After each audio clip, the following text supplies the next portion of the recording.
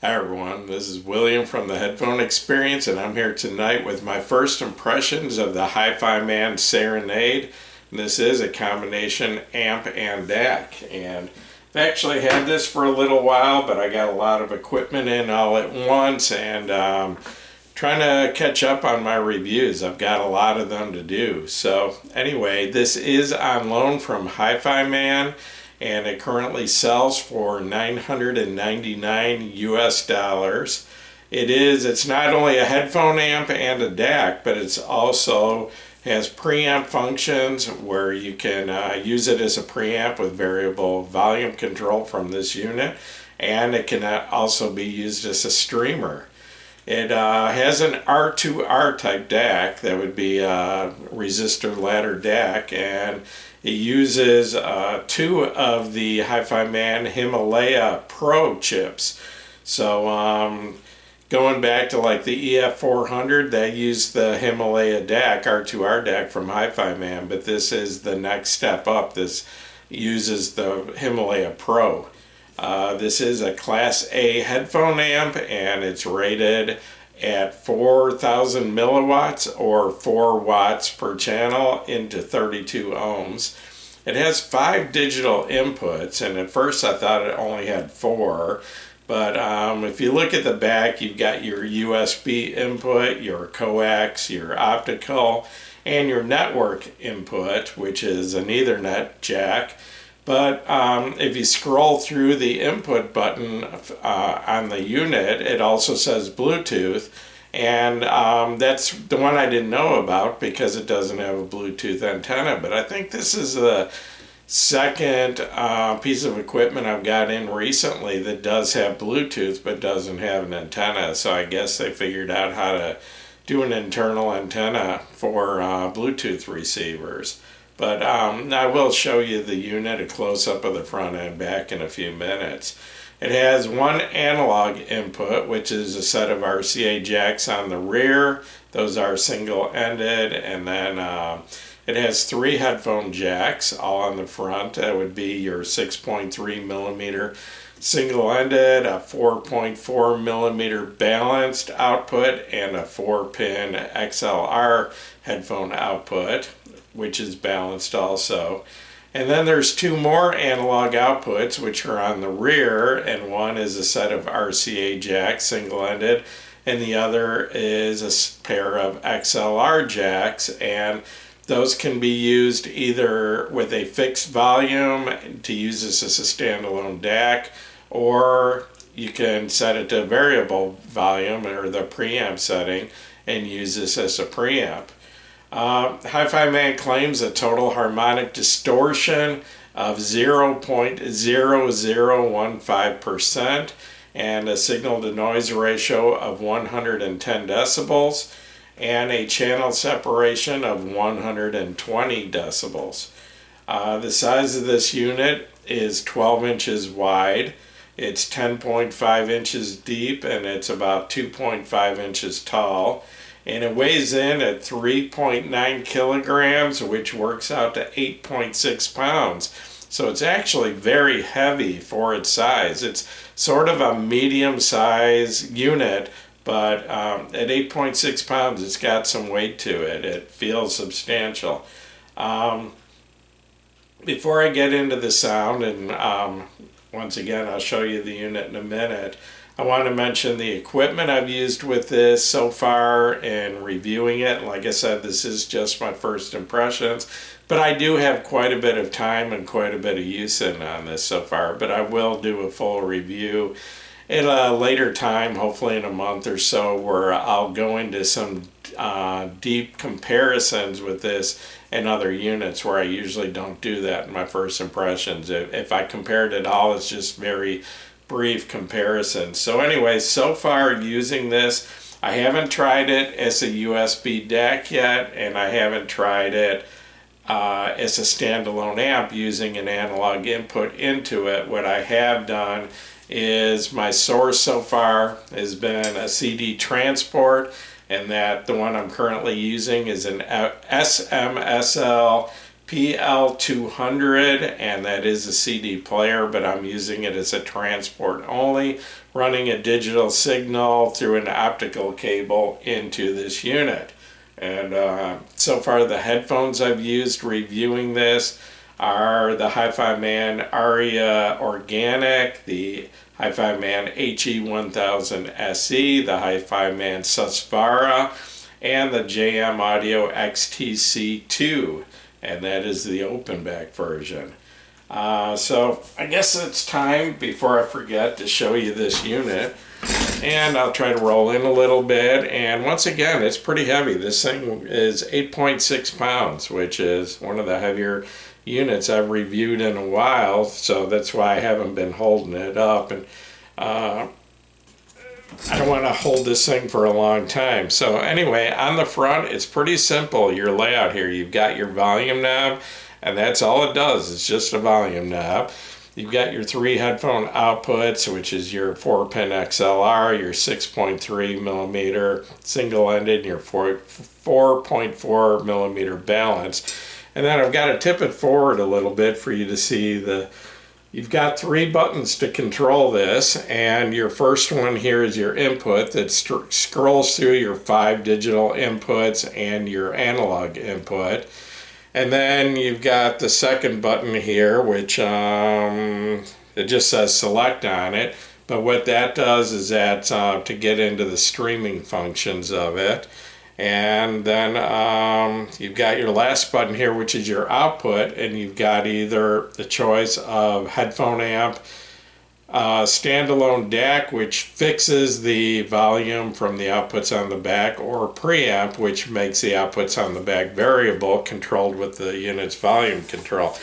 I did want to point out that this is a thick, solid piece of aluminum, this casing here.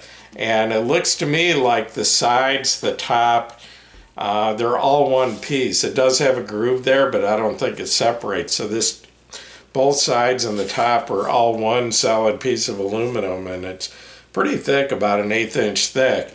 And then the bottom is also aluminum, but that looks like that's how you get into this unit, by unscrewing the bottom, and there's several screws there, but that's also a thick piece of aluminum. So the whole thing feels, like I said, very substantial. And if we go to the back, you've got your analog outputs, your XLR balanced, your RCA single-ended, and then your RCA single-ended analog inputs. Then you've got your digital inputs here. You've got your coax, you've got your optical, you've got your USB, and then your network or your Ethernet cable. And then you've got your AC in here, and your power switch on the back. And like I said, this thing does feel very substantial, and it actually, I mean, 8.6 pounds isn't that heavy, but to sit here and hold it for too long, it can get to you after a while. And I don't want to drop this. This is a $1,000 unit, but in my opinion, it's very nice looking. It has a very simple look, not a whole lot of features. You know, there's no way to change the digital roll-off filters, things like that. There's no upsampling or, you know, non-upsampling. You don't have a bunch of different things. It doesn't even have a gain adjustment, but I'll talk about the power of this in a few minutes. And like I said, it's just a very simple but very well built unit, and so far I'm very impressed with the sound of this. So let me set this down, and I'll talk about sound for a few minutes. So to start with the sound, I would describe the tone balance. It's just a little bit on the warm side of neutral. Just enough the warmth to make it enjoyable to listen to. I definitely, in my earlier days as a reviewer, it was just all about detail. The more detail an amp or a headphone could etch out of a recording, the better I liked it. And to be honest, the last few years I've moved a little towards the warmer side, a more enjoyable, more pleasant sound. I like a slight emphasis in the bass now, not going for dead neutral anymore, and I've kind of gotten away from the dry, sterile sound that I used to think, was the goal of everyone, and I realized it wasn't. I mean, it's the problem with that when something just has that dry, sterile, overly detailed sound is that, number one, it's very intolerant of less than perfect recordings, and you reach a point where you only listen to your few best recordings and most of your music just sits on the shelf and never gets listened to. Where when with warmer equipment it's a little more forgiving, and you might not etch out that last couple percent of details, but it's just a more enjoyable, more pleasant sound that you want to listen to for a longer time. And anyway, that's kind of the direction I've gone. So yeah, once again, it's got a little bit on the warm side of neutral sound, but as far as detail and resolution, I still would say they're excellent. Absolutely no lack as far as detail or resolution with this unit at all. Either using it as a headphone amp or using it as a DAC. I've used it both ways, and I'll talk about that in a minute, using it as a standalone DAC, because it does do an excellent job.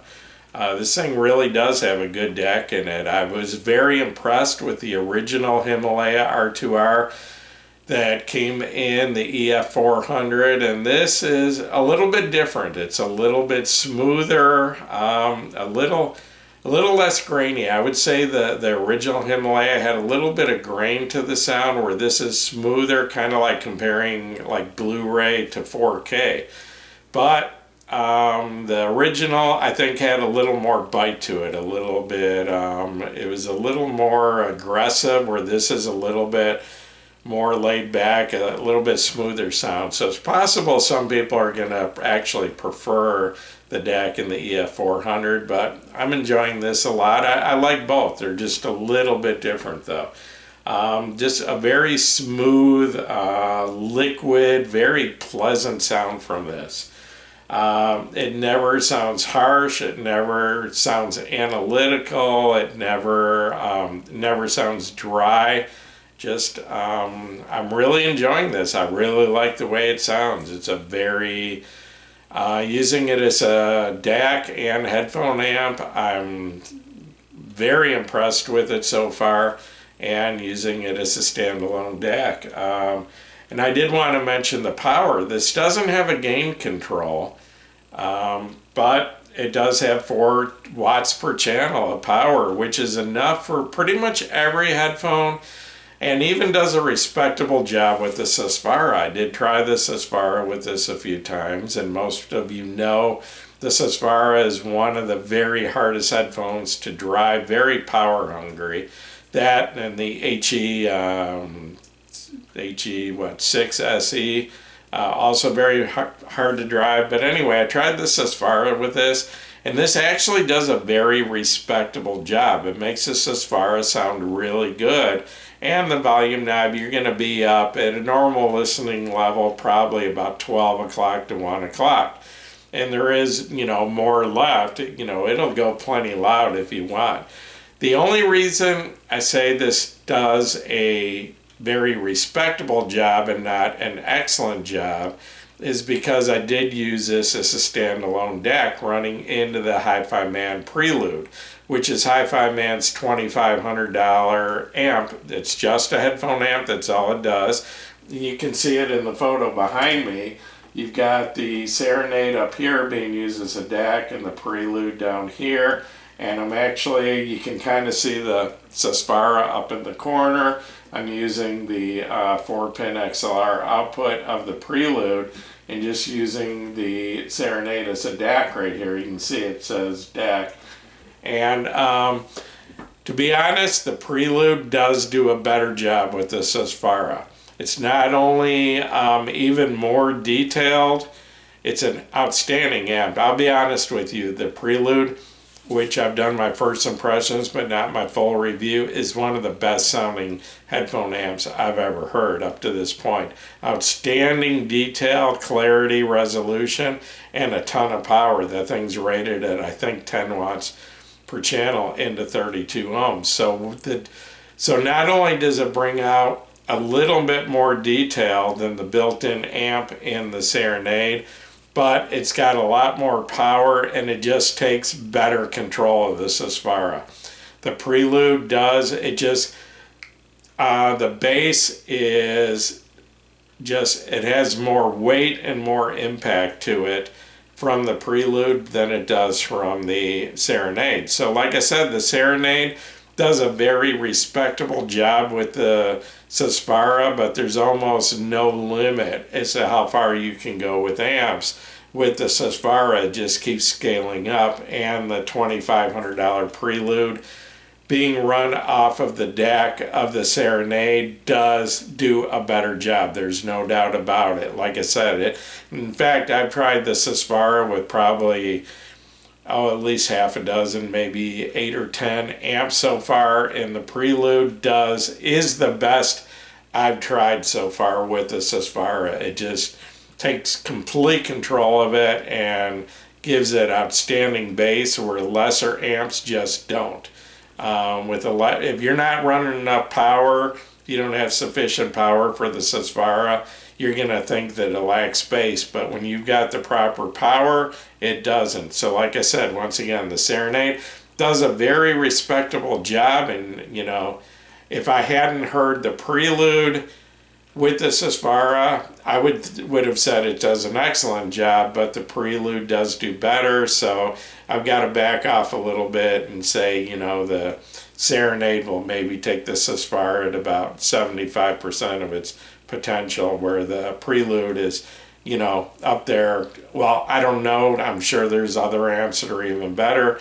So, you know, maybe 90%, 95%, who knows? You know, I won't know that until I try it with other amps in the future. So, anyway, like I said, so the DAC in this is very good and does work as a very good DAC for the Prelude. So if you're wanting a Prelude, you're going to need a DAC for it, and I can definitely recommend the Serenade as a DAC for the Prelude, and it has its own built-in headphone amp also. So I've just only done a few very brief comparisons of this, and one would be to the Hifiman EF400. Like I said, it's a little less grainy, a little smoother, but maybe not quite as aggressive as the EF400. I think the EF400 also puts out 4 watts per channel, so power-wise they're about the same. The main difference is the DAC.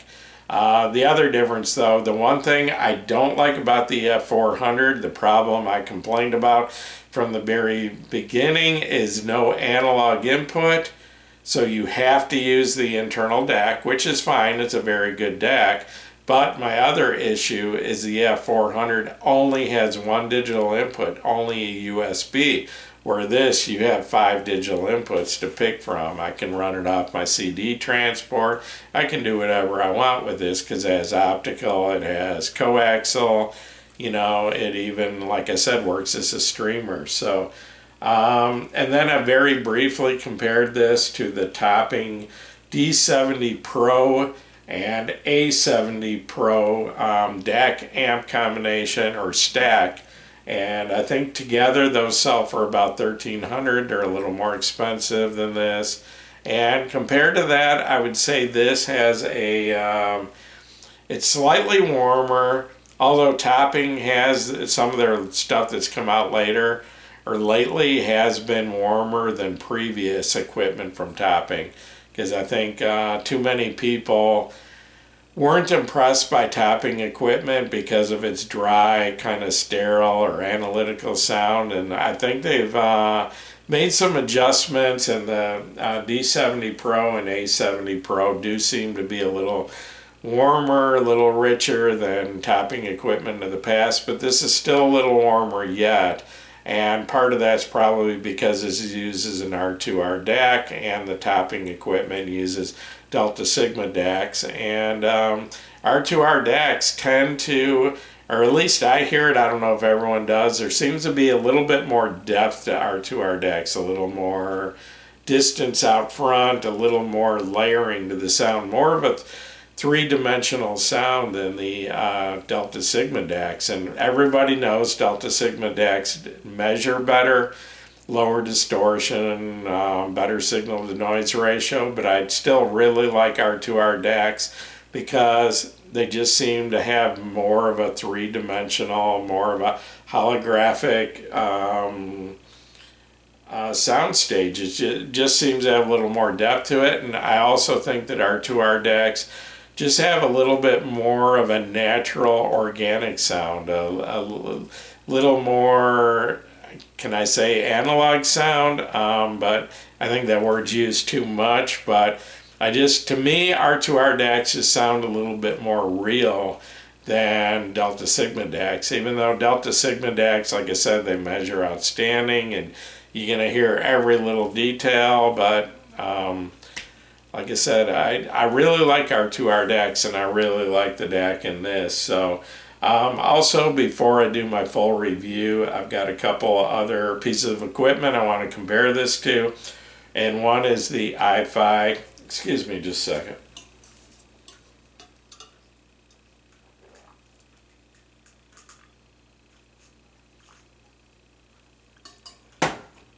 Anyway, one is the iFi Audio Neo IDSD2, which you can see sitting behind me right here, and big, huge improvement from the original Neo IDSD. The biggest difference is this one has 5 watts per channel. I think the original was 1 watt per channel power. And this has the X bass and the X space and all that stuff that the original didn't. And then, excuse me, and then I've also got in, and I haven't even done my first impressions on it yet, the Hifiman EF600, which is kind of the update or the improved version of the EF400. And I think it has more power than the EF400, and also has the same Himalaya Pro DAC chips that this one uses, and they added, you know, the extra digital inputs and analog input, like, you know, the things that the EF400 lacked. And I haven't even hardly got a chance to listen to the EF4 or 600 yet, but I'm sure it's going to be another good one. And like I said, when I do my full review of this, hopefully within a month or so, but to be honest, it'd probably take a little longer than that to get to it because I've got a lot of equipment lined up. But anyway, I'm going to try to do some more extensive comparisons with the EF400, the topping stack, and the iFi Neo, and the Hifiman EF600, and I'll try a few more headphones with this, and definitely try this as a USB DAC, and definitely try this as a standalone headphone amp using another source running an analog signal into this. So get back to you soon. So anyway, I just wanted to say thanks for watching my video. If this helped you, please give me a thumbs up. Please subscribe to my YouTube channel if you haven't already. That would be this channel. And just wanted to mention that the Headphone Experience on Facebook is up to 31.7 thousand members. You're all welcome over there. Oh, and I did want to mention also that this YouTube channel just turned 6 years old today. And this is my 298th video. So when I reach 302 videos from now, I'll probably do something special, you know, kind of 300 videos, a look back at the last 6 years type of thing. So hope you'll take the time to watch that too. That'll probably happen in about a week or two. So anyway, once again, thanks for watching my video.